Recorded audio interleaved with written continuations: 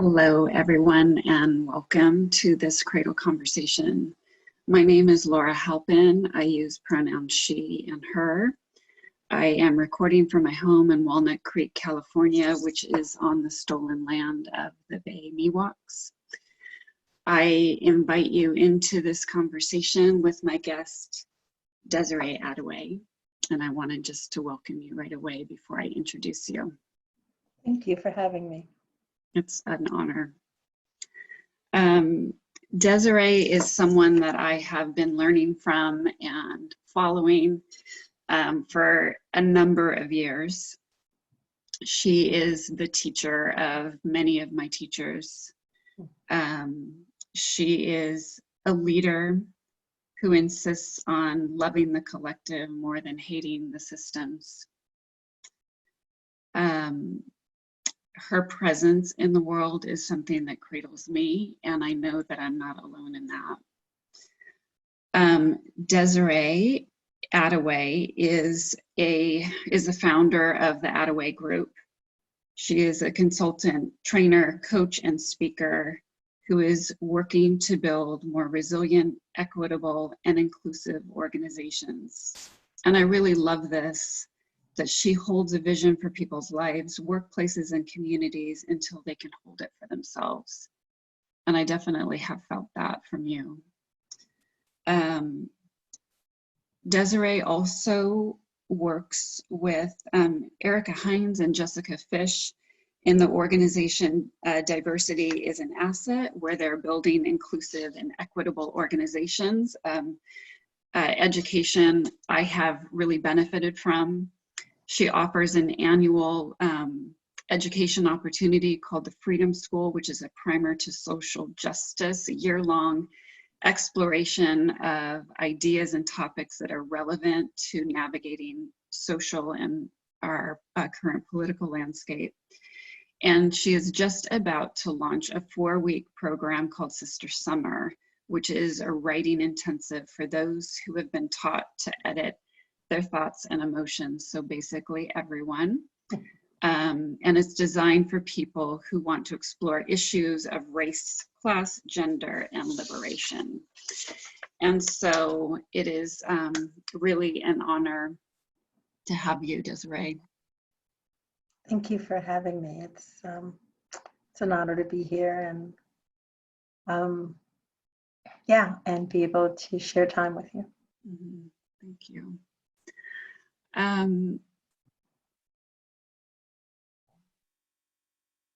We have in all of these Cradle conversations 4 questions. And I think a lot of people will be interested to know, because your presence, like I said, is so cradling. I'm so interested to hear what cradles you.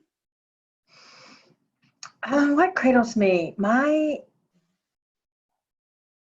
My family cradles me, right? I'm very fortunate. I have this core group of family by blood and not by blood that I connect with every day. And I have done that for years, right? So they're literally about 10 to 12 people that I check in with every day. And I have for forever. Both my daughters, my sister, both my nieces, my mom, my aunts, some good friends, right? My best friend, and then a handful of other friends that every day I check in with them. And so having that system already in place has been really wonderful during this crisis. So I already had a system in place of knowing that there would be folks who'd be reaching out to me going, are you okay today? You know, what do you need?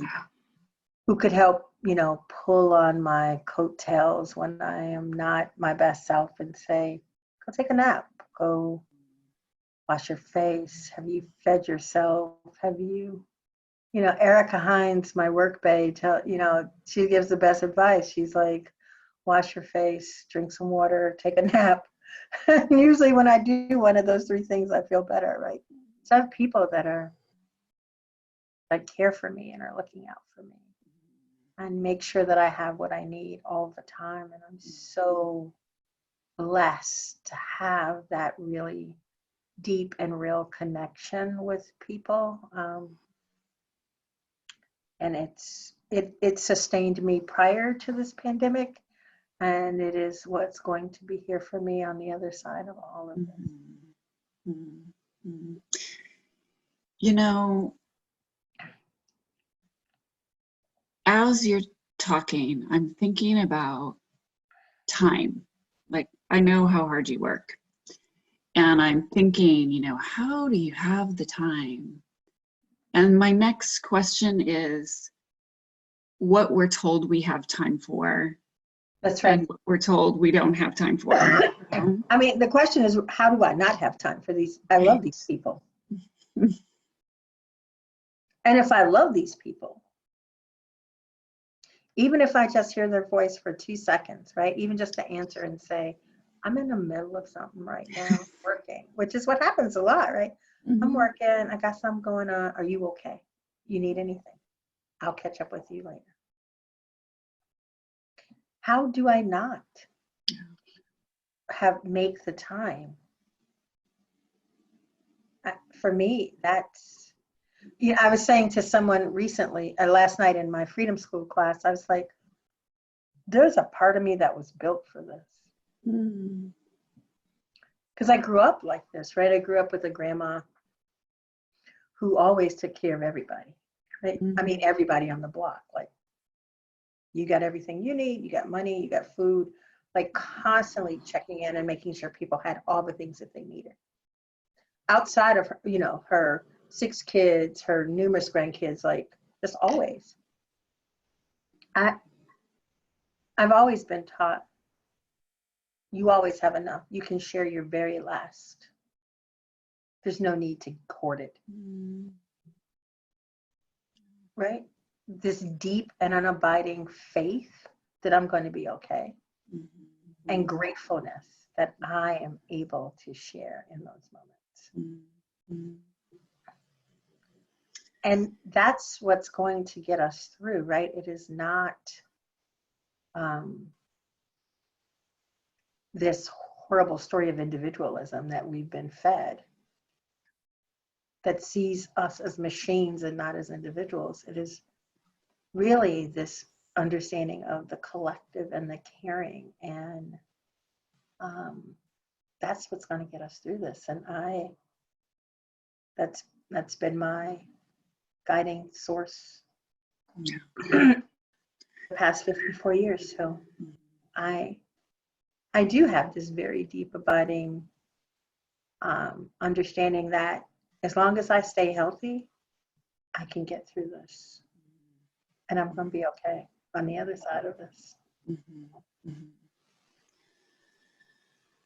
One of the things that I so appreciate about you is that I feel like you model something that I haven't necessarily seen before, you know, in friendships. And, you know, you're talking about systems all the time, but it comes down to how you operate within yourself and with the people, not only in your immediate circle, but everyone that you come in contact with.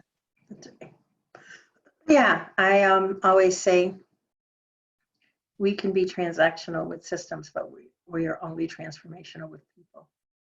You're never transactional with another person. That is not why we were put here. That is not who we are. Right? And that's what oppressive systems will teach you. That you can be transactional with everybody all the time. And so for me, it is, for me to show up as my best self, I am not replicating what I've been taught by oppressive systems in my relationships with folks. Right? So I'm not going to treat you, Laura, the way that we treat people who are incarcerated, right? I'm not going to see accountability as being revenge or punishment, right? I'm going to see it as deep love and kinship and connection. I am going to offer you grace because Lord knows I'm going to ask for it 1,000,000 times a day, right? And I want it, and I need it to be offered to me, right? I am going to love Black people with every part of my being because we've been told that we're unworthy of that. So it is, for me, it's me being in alignment with my values, but it's also a practice, right? It's a practice of how I want and choose to love people. Thank you.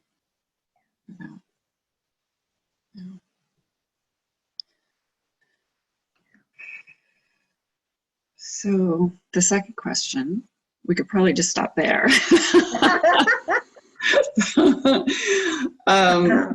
The second question is, do you have a cradle to offer?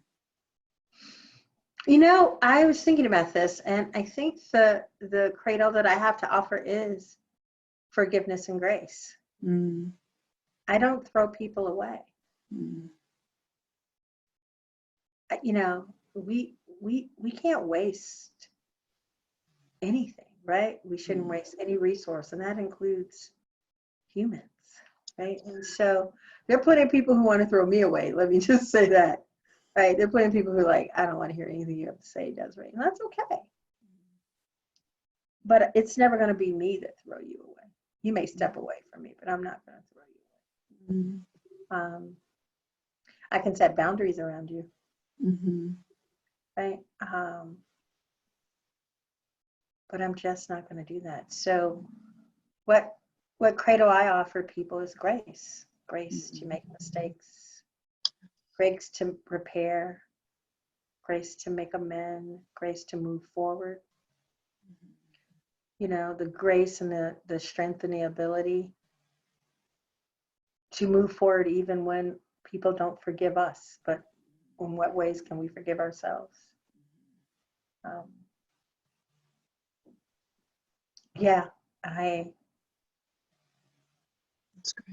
this deep understanding that there's some things that are super egregious, and I don't have to.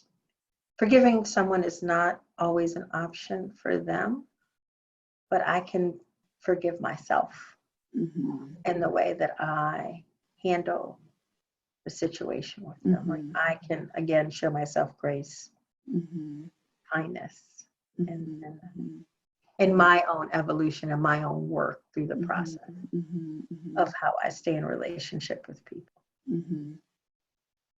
And I do, you know, I feel like this is something that I watch in you, you know, is that you don't throw anyone away. And yet not everyone is in your life, you know, that there are limits to what you expose yourself to. And I'm still, you know, I'm still trying to understand, you know, how you, I'm sure it's a dynamic thing, dynamic decisions, but I just, that's a curiosity that I have. And, you know, as how do I decide? You know, that's interesting. But like, I think we think that relationships are static, but relationships are constantly being reaffirmed and renegotiated. Right? And so, you know, I think about, you know, I've been best friends with Pam Slam since we were 18. We've renegotiated that over and over and over again, right? Like at times when she was going through something and maybe my life was different, that, you know, I offered her grace and love and compassion, and clearly articulated what I needed from her. And she was able to do the same to me. But it's also, for me, asking myself the question, what do I want my relationship to continue to be with this person? Mm-hmm. Ask me that over and over again. Mm-hmm. Do I want to stay in relationship with this person? Mm-hmm. And if I do, then again, that dictates how I respond to these situations. Mm-hmm. Mm-hmm. Mm-hmm. Right? And there's a difference, I guess I'm understanding and still have questions about, even if you're not in relationship with someone, it doesn't mean that you're throwing them away. And what No. does that mean? What does that mean, not to throw people away? Well, it's this thing, I think we have to be friends. I think this comes back to this whole thing around being nice and kind and like, oh my God, I really need Laura to love me and like me. When the reality is I don't. Mm-hmm. I don't. But I don't need that from you for me to be like, yep, but Laura still deserves health. Mm-hmm. She still deserves care. Yeah. She still deserves kindness. She still deserves justice. Mm-hmm. I don't have to be your friend Yeah. Yeah. for me not to stand up and be your advocate. Yeah. And I think we get that confused. Yeah. Right? Yeah. That is, I don't know where you learned that, but I think that ability to hold people in their dignity, their worth, even when they may not see it in you, like, that's something that I don't think we see very often, Desiree. And it's a really, really profound thing. And for me, it goes back to what you read in my bio. I have to hold that for them until they can see it for themselves. Yeah. Right? Like, I got to hold that. I see dignity in you, and I see victory in you, and I see these things in you. I got to hold that for you until you can see it for yourself. Yeah. Wow. Yeah. Right? Mm-hmm. Mm-hmm. Because these systems will tell us that we're not worthy. Mm-hmm. And they'll tell us that we're nothing without, the white gaze or the male gaze or any of these other things. And so if the only tools you have in your toolbox right now are anger, then you know what? I'm a whole division for you where you got more tools, where you're more capable of handling whatever's going down. Mm-hmm. Yeah. Right? Yeah. Again, boundaries are loving and they're kind. And you don't have to like me for me to love you. Mm-hmm. Mm-hmm. Mm-hmm. Well, I will say that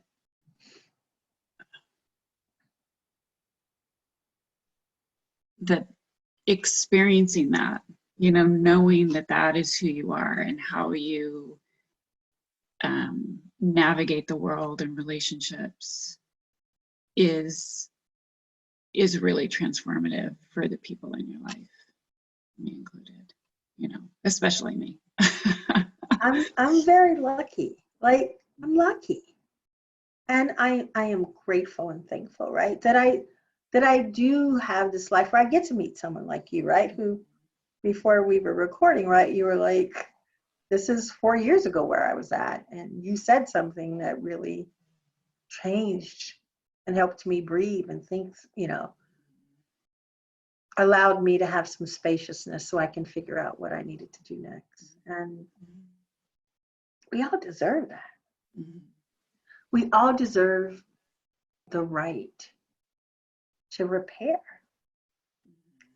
And we all have the right to start wherever we are and start to learn and start to evolve and start to change.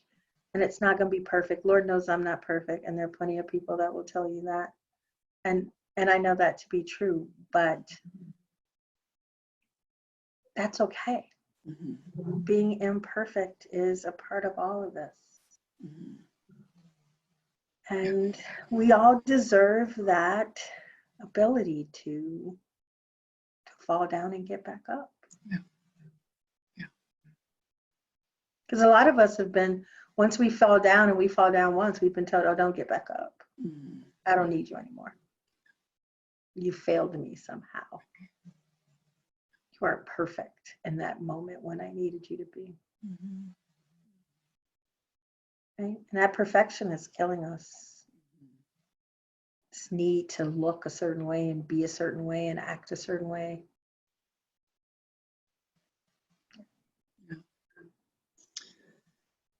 So the third question is there something that we can practice? Accountability. Yeah. You can practice. Mia Mingus is a amazing movement person, does work around accountability. The best work on accountability that I've ever read, and constantly learning from them. And Mia talks about accountability and, you know, an apology being one part of accountability, but repair. We don't know how to repair. We don't know how to apologize, right? As I always use the example when I teach, think about how many times as a kid, Laura, you made a mistake, or say you stole something from a sibling or a cousin or a friend. You took Which I did. Right, which you did. So you took the toy, and then an adult came and said, Laura, give that back and say you're sorry. So you gave it back, and you gave some half-ass, I'm sorry. Yeah. You did not mean it on any level. I said I'm sorry. Right, so you should take it. I'm not saying it again. What else do you want from me? When the reality is, we don't learn how to apologize. Right? We don't learn how to say, I was frustrated and you weren't paying attention to me, and I took that toy because I knew it was going to hurt you. Right? I mean, like, no, we throw away these apologies. And so as we get in deeper and deeper relationships, whether they're intimate or, we don't know how to apologize. And it's almost like an apology is almost a demand to like have everything go back, you know, like it erases the. Right. Oh, it's going to go back to the way it was before. Yeah. I said I'm sorry. Or, right? Or we say we want to hold you accountable, but accountability really for us means revenge. Like, I'm going to make you apologize to me 18 more times. Or 18 years later, remember when you took my toy? Remember when you hurt my feelings? Like, I want revenge. I want punishment. I don't want accountability. Again, accountability is deep love and connection. But I want you punished. Because that's what we know from these systems. So if we're practicing accountability, could you like just give me a little bit more of like what to practice? Because that's kind of huge. So a practice is, you know, it's something Jessica and I teach on, is you apologize for impact, not intent. You don't center yourself, right? You go, I hurt you. I hurt Laura. And so that may not have been my intent, but the impact is Laura's hurt and alone and scared. And I have to repair that.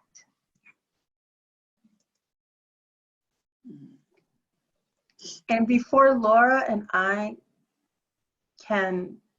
can take feedback from me, or before I can take feedback from Laura, I have to have some trust with Laura.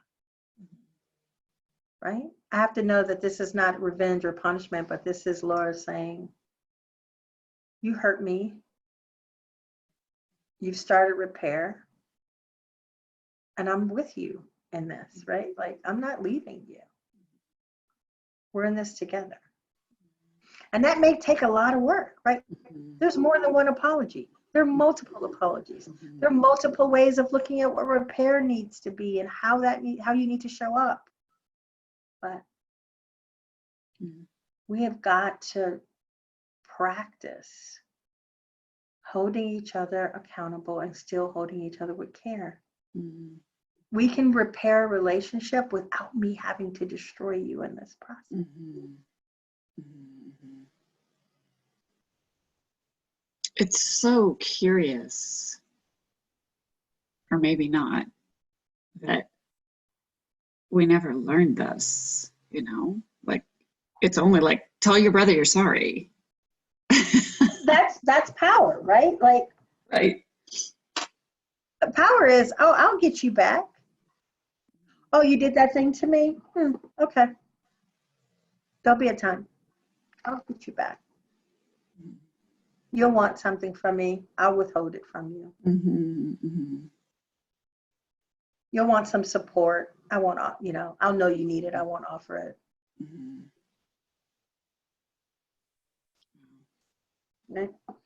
And I think we don't learn that because we spend so much time in, I'm embarrassed and I'm ashamed. Mm-hmm. And all those spaces, right? Feeling those feelings instead of digging in deeper and going, actually, I was really alone, right? I really felt alone. Do you hear my dog snoring? Can you hear that? she's in a deep, like, REM sleep right now. I did not hear it. I love that. I love that.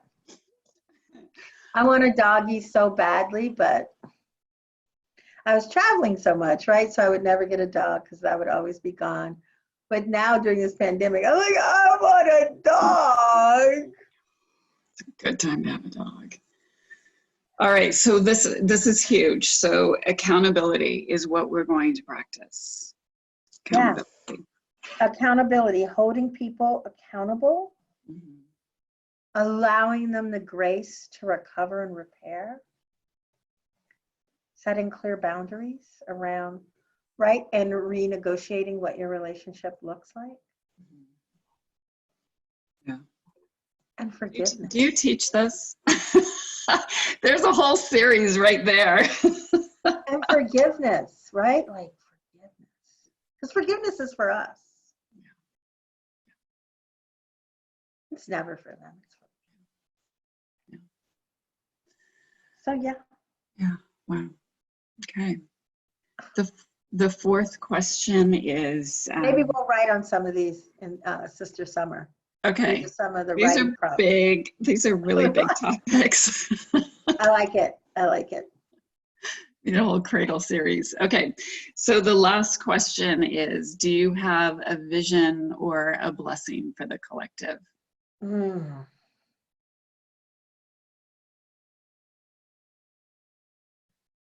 My blessing and my vision is always that of liberation and freedom. Mm-hmm. Always. That's it. How do we get free together? Mm-hmm. Yeah. That's the vision. That's the work. Yeah.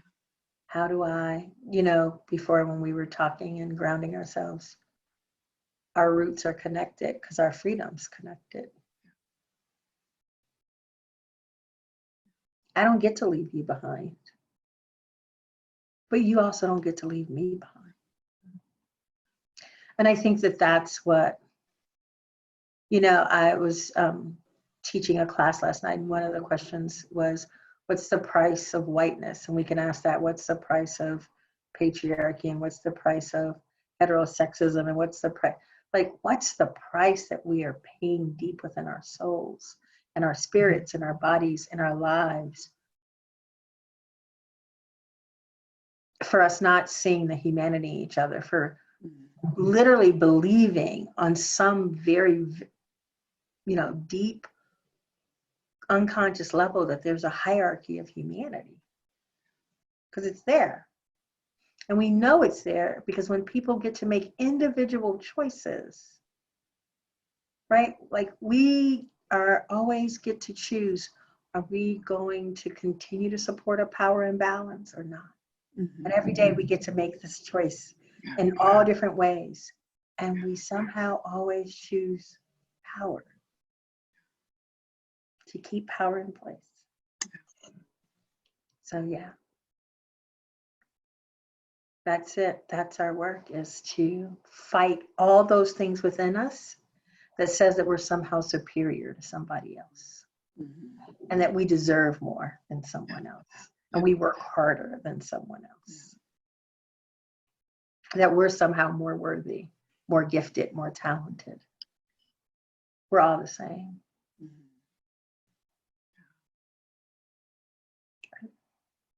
I would have guessed that your vision would have been liberation, because that's what you say. On my body. Let's go get free. What does it say? Liberation. I keep it. I wear it every day. I've not taken this off in years. Mm. It's liberation. Mm. That's my touchstone. Mm-hmm. That's why I work. That's why I do what I do. Yeah. I'm not going to see this freedom in my lifetime. Yeah. That's okay. I don't have to see it to know that it's possible.